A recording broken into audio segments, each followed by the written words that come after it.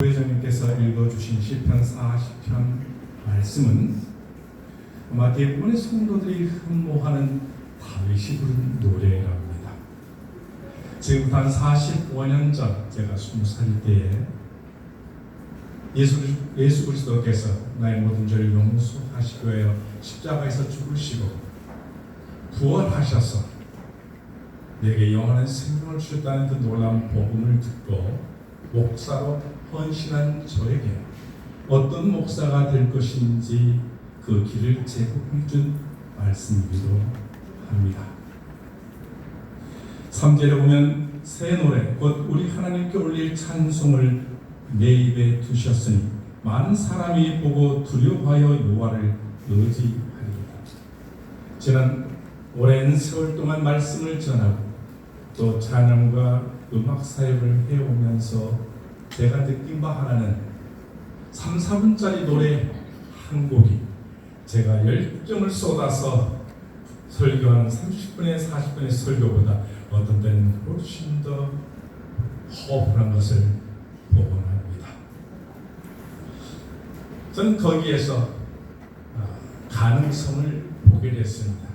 그래서 음대를 가고 음악 목사가 되고 유학에서 이제 음악과 함께 또 목회를 오게 되었습니다. 제가 공부한 음악은 소리 예술입니다.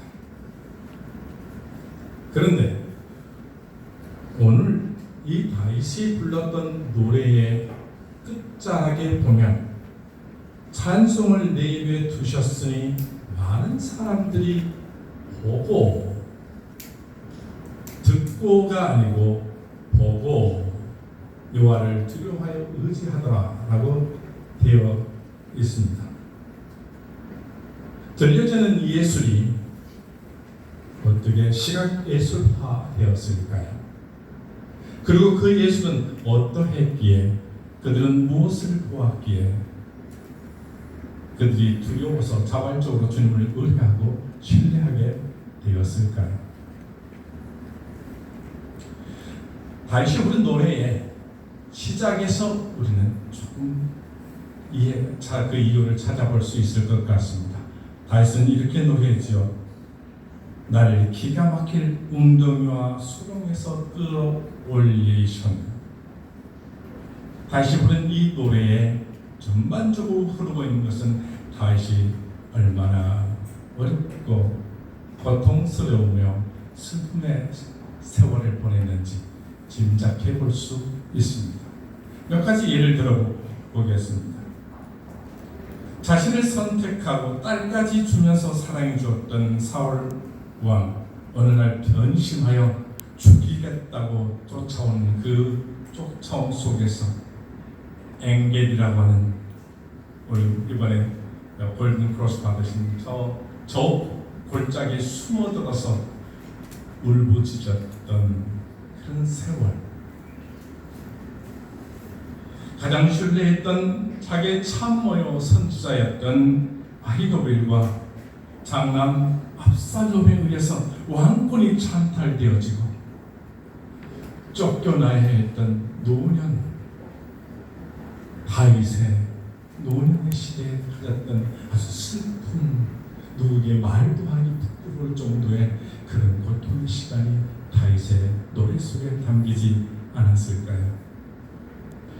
뿐만 아니라 자신이 신뢰하던 부하 장수의 아내를 겁탈하고 가늠했고 그 죄를 은폐하기 위하여 자기의 장수를 죽이기까지 한 파렴치한 자기 자신의 고통 속에서 울부짖어야했던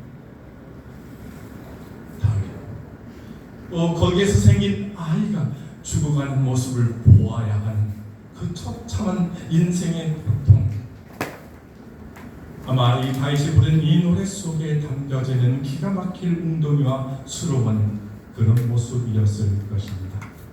사람들은 어쩌면 다윗이 부르는 시편 40편 이 노래에서 그런 다윗의 고통과 수렁을 보았을 거라고 생각됩니다.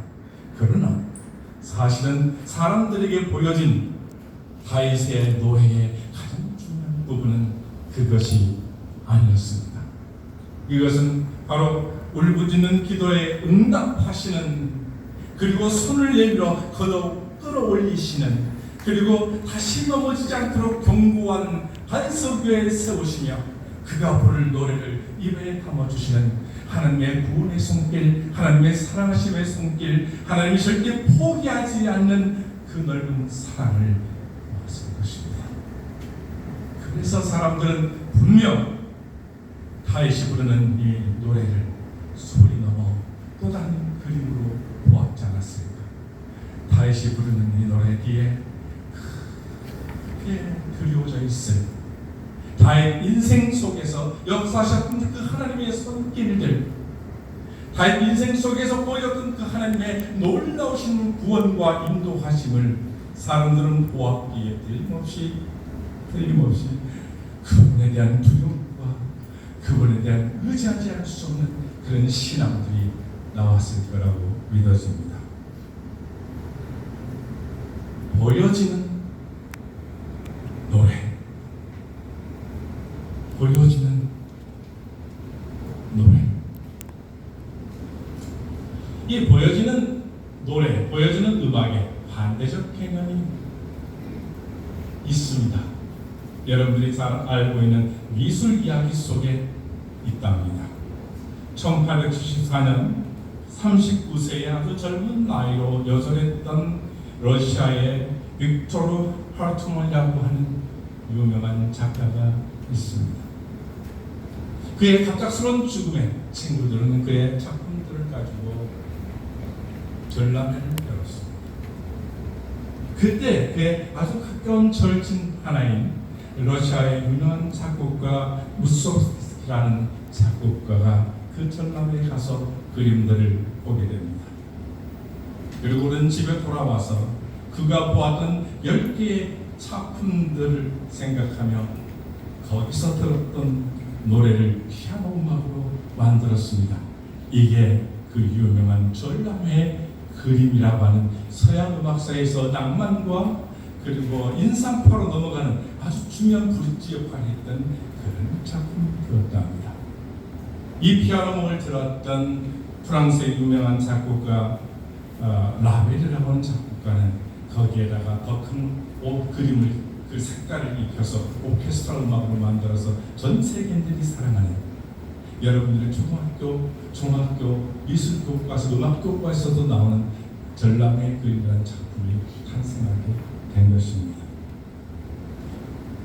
저는 이 무소르스키가 이 하트만 작품에서 분명 소리를 들었다고 믿어집니다. 마치 조금 전에 제가 이곳에서 다니면서 여러분들의 소리를 들었던 것처럼 말입니다. 들려지는 그림, 이것입니다. 하나님께서 우리를 부르시고 있는, 예술가로 부르시는 하나님의 목표, 목적이 아닐까 생각을 해봅니다. 지금 이 자리에는 크리스천이라고 하는, 기독교이라는 이름으로 모여진 작가들입니다. 예술가들이십니다. 여러분들은 예술이라는 것을 어떻게 정의하십니까? 특별히 그리스도인의 크리스천 아트라고 하는 그리스도인의 예술가로서 어떻게 여러분들은 정의하십니까? 저는 알파벳 세 글자로 이 기독교 예술의 정체성을 정의해 본 적이 있습니다. A, R, T, Art. 이 각자의 이니셜 속에 우리가 어떤 예술을 추구해야 할지, 또 우리는 그리스도인 작가들로서 어떤 정체성을 가져야 할지 정리해 본 적이 있어서 나누고 싶습니다.